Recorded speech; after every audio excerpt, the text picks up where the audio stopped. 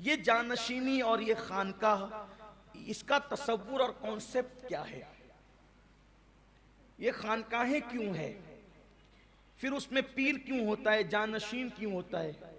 اس کی کئی وجوہات ہیں۔ ایک تو یہ خانقاہ اس لیے بنتی ہے کہ یہ روحانی تربیت گاہ ہے۔ جیسے ظاہری علوم کے لیے دارالعلوم بنائے جاتے ہیں، ویسے باطنی علوم، جیسے ظاہری علوم ہے ویسے باطنی علوم ہے۔ اب یہ باطنی علوم کیا ہے؟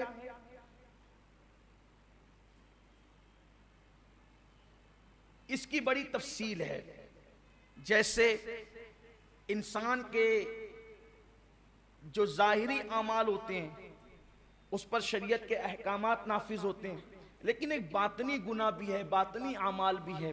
جیسے انسان کسی سے بغض رکھے، کسی سے حسد رکھے، کسی سے کینہ رکھے، زبان الگ ہو، دل الگ ہو، یہ سب چیزیں اسلام نہیں چاہتا۔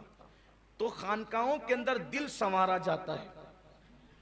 تھوڑا سا میں آپ کو بات آگے بڑھانے سے پہلے بتانا چاہتا ہوں کہ خانقاہوں کا تصور کیا ہے۔ تو خانقاہیں جب تعمیر ہوتی ہے تو اس میں شیخ یہ کرتا ہے، جو پیر ہوتا ہے وہ یہ کرتا ہے کہ انسان کو قدرت نے جو نفس امارہ دیا ہے، اور یہ نفس امارہ انسان کو گناہ کی طرف لے جانے والا ہے، جیسا کہ قرآن کہتا ہے کہ بے شک نفس امارہ تو انسان کو گناہ کی طرف لے جانے والا ہے۔ تو نفس امارہ اللہ نے دیا ہے، اور اسی کے ساتھ اللہ نے ایک نفس اور عطا کیا ہے، اس کو نفس لوامہ کہتے ہیں، ملامت کرنے والا نفس۔ یعنی کہ ایک ہے نفس، ایک ہے دل، اسی نفس لوامہ کو دل بھی کہتے ہیں۔ تو اب یہ دو طاقتیں پیدائشی طور پر انسان کے ساتھ ہے۔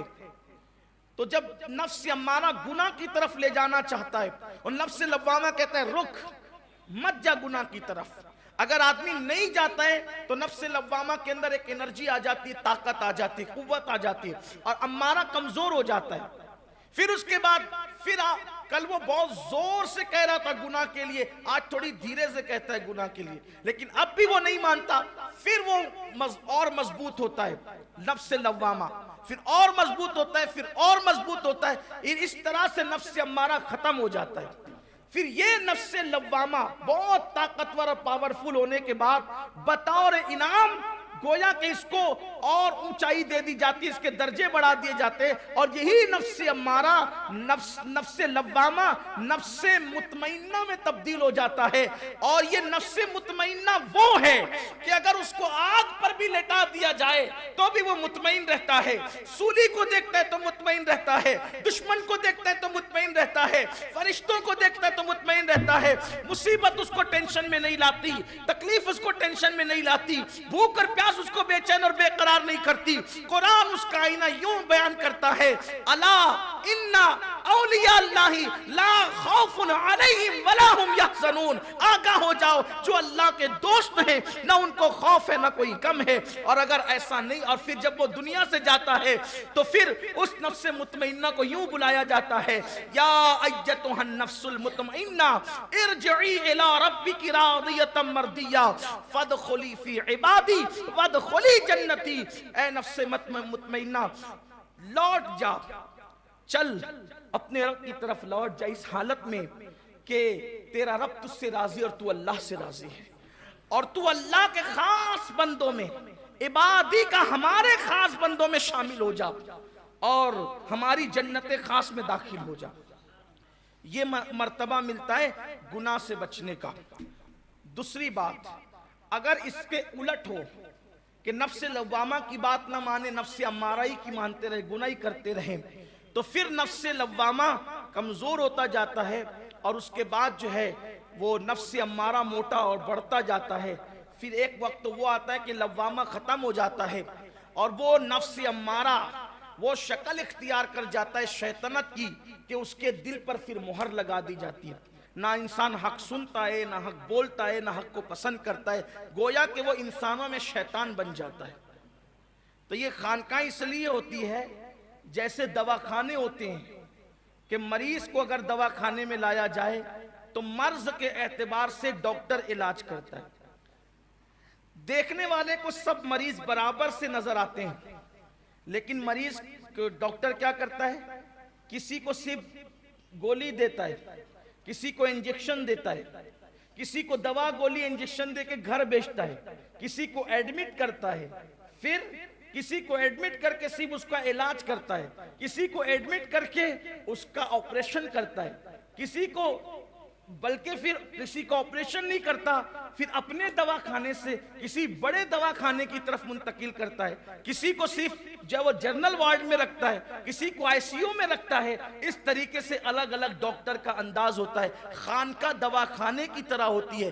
جب مریض آتا ہے تو جیسے ڈاکٹر ایک نظر میں دیکھ کر پہچان جاتا ہے کہ مرض کیا ہے، اس کے مطابق ڈاکٹر علاج کرتا ہے۔ کچھ ایسے مریض ہوتے ہیں گناہ کے کہ نظر ڈال کر کے علاج کر کے گویا کہ گولی دوا دے کر کے گھر رہو، آتے جاتے رہو، علاج کرتے رہو، کام ہوتا رہے گا۔ لیکن کچھ ایسے ہوتے ہیں کہ نہیں، تم کو خانقاہ میں ایڈمٹ ہونا پڑے گا، تو ان کو رکھا جاتا ہے حق ہو الا اللہ کی صداؤں سے، گویا کہ پھر اس کو جو ہے وہ سلائن دی جاتی ہے اور اللہ اکبر اس کے دل کو چمکانے کی کوشش کی جاتی ہے۔ اور کچھ ایسے ہوتے ہیں کہ پھر ان کو آئی سی یو میں بہت قریب رکھ کر کے راتوں میں مرشد اکیلے میں بٹھا کر اپنی نگاہوں کی توجہ اتحادی کا آپریشن اس کے دل پر کرتا ہے اور پھر اس کے دل کو اپنے دل کی طرح بنا دیتا ہے۔ لیکن کچھ ایسے ہوتے ہیں کہ جو نہ سنور سکتے نہ سدھر سکتے ہیں، تو گویا کہ اپنے اس ہاسپٹل سے بڑے ہاسپٹل کی طرف اس طرح بڑھایا جاتا ہے کہ بندہ بیٹھا تو وہی رہتا ہے، لیکن پیر